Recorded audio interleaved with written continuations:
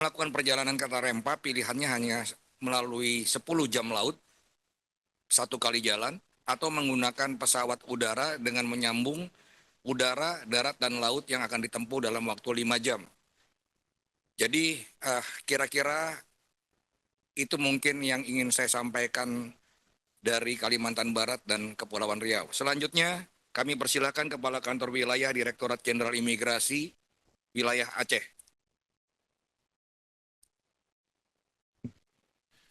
Bismillahirrahmanirrahim. Baik, terima kasih Pak Dirjen. Assalamualaikum warahmatullahi wabarakatuh. Selamat siang. Yang saya hormati Ibu Pimpinan serta anggota Komisi 13 DPR RI.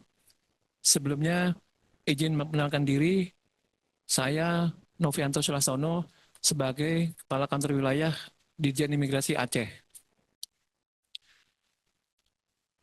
Untuk Kantor Wilayah Dirjen Imigrasi Aceh, termasuk dalam klasifikasi tipe A, di mana jumlah SDM saat ini yang ada di kantor kami adalah sejumlah 32 orang. Memang dengan kondisi yang kita belum memiliki kantor sendiri, dengan jumlah 32 itu ruangan yang ada kita masih berbagi ruangan. Kemudian untuk unit pelaksana teknis yang ada di wilayah Aceh itu ada 6 UPT. Yang pertama adalah Kantor Imigrasi Kelas 1 TPI Banda Aceh dengan 1 TPI Udara Sultan Iskandar Muda dan 1 TPI Laut yaitu Pelabuhan Malahayati. Yang kedua adalah Kantor Imigrasi Kelas 2 TPI Loksmawe memiliki 1 TPI Laut yaitu Krueng Geuke. Yang ketiga, Kantor Imigrasi Kelas 2 TPI Langsa memiliki 1 TPI Laut bernama Kuala Langsa. Yang keempat, Kantor Imigrasi Kelas 2 TPI Sabang memiliki 1 TPI Laut bernama Balohan. Kelima, Kantor Imigrasi Non-TPI Melaboh. Dan yang keenam adalah Kantor Imigrasi Kelas 3 Non-TPI Takengon.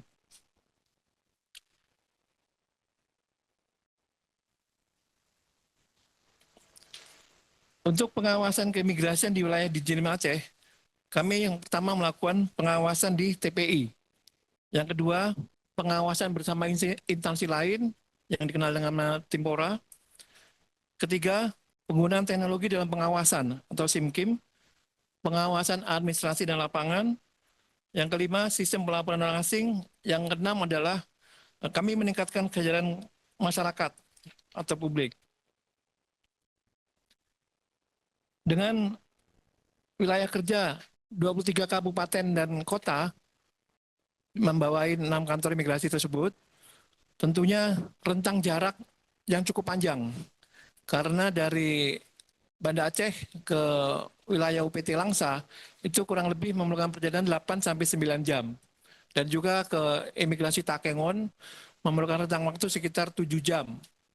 Bahkan wilayah sampai ke Pulau Semeleun itu kurang lebih sampai 12 jam.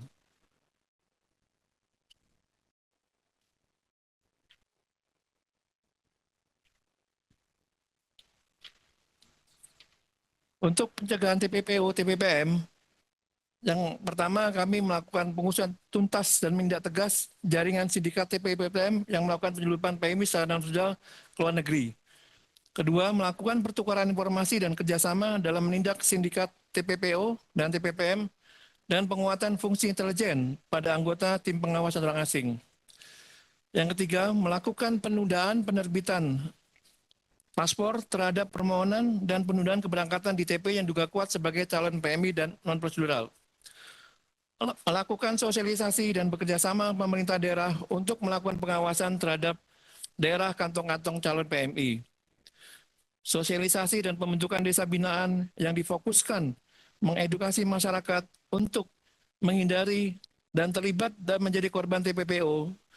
Penentuan desa binaan imigrasi didasari pada letak desa yang dikhawatirkan menjadi rawan TPPO.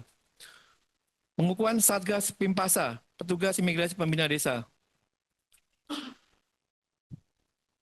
Sampai dengan saat ini penundaan keberangkatan di TPI telah kita lakukan kepada 54 orang. Penundaan atau penolakan penerbitan paspor dilakukan di 6 kantor imigrasi, di mana kantor imigrasi Langsa telah melakukan penundaan 680. Kemudian kantor imigrasi Takengon 19, total penundaan yang kami lakukan adalah 699.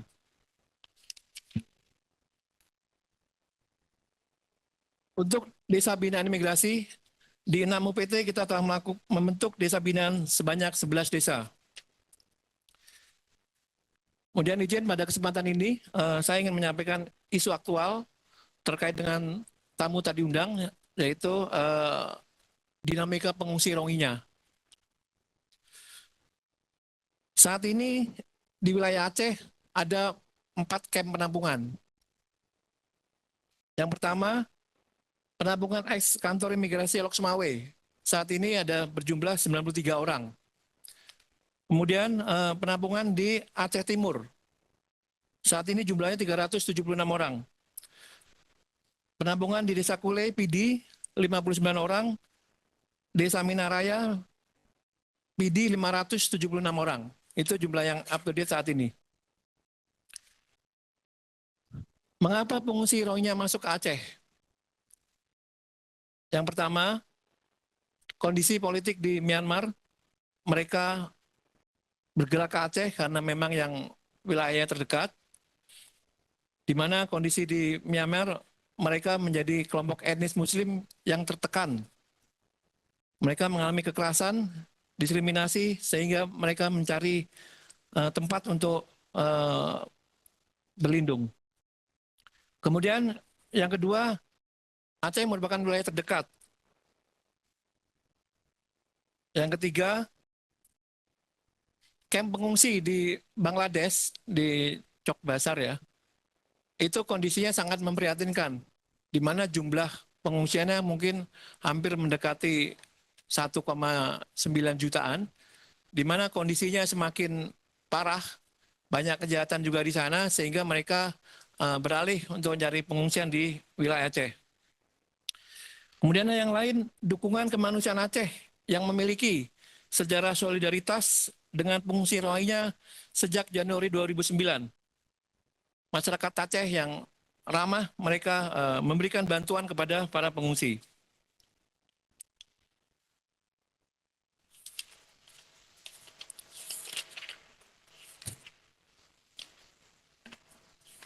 Kemudian ingin saya sampaikan juga bahwa di akhir Desember kemarin ya, sekitar bulan Desember itu terjadi adanya demonstrasi ya dari mahasiswa maupun dari LSM dan juga masyarakat terhadap keberadaan pengungsi Rohingya ini. Mengapa ini terjadi? Yang pertama adalah kekhawatiran terhadap kedatangan pengungsi. Masyarakat Aceh akhir-akhir ini merasa resah karena para pengungsi sudah tidak ada beberapa yang tidak sesuai dengan syariat Islam, sehingga masyarakat mengkhawatirkan itu. Kedua, adanya misinformasi yang diterima. Terdapat indikasi bahwa koordinasi telah menyebarkan misinformasi dan ujaran kebencian terhadap pengungsi Rohingya, sehingga memperburuk sentimen negatif kalangan masyarakat Aceh.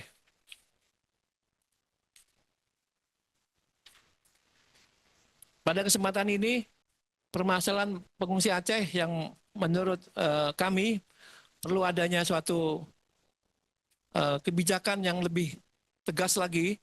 Memang untuk penanganan pengungsi sudah ada pedomannya di Perpres 125 tahun 2016.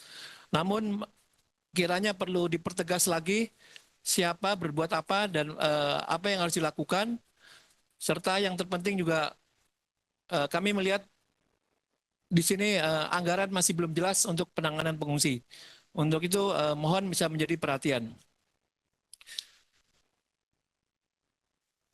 Beberapa hal yang kami inventarisasikan terhadap permasalahan pengungsi adalah: 1. Pelecehan antara sesama pengungsi di tempat, pengungsi melarikan diri yang dicurigai kabur ke Malaysia menggunakan jaringan TPPO, terjadi penolakan pada warga sekitar, penolakan terhadap rencana penambahan pengungsi Rohingya yang baru di tempat penanggung darurat, kecemburuan sosial masyarakat terhadap pengungsi Rohingya, belum terdapatnya anggaran. Solusi lainnya adalah penempatan ke negara tiga dan pemulangan sukarela. Atau bisa juga mungkin dicarikan suatu pulau untuk bisa menampung mereka. Saya kira demikian dari kami, Kantor Wilayah Ditjen Imigrasi Aceh. Sekian, terima kasih. Wassalamualaikum warahmatullahi wabarakatuh.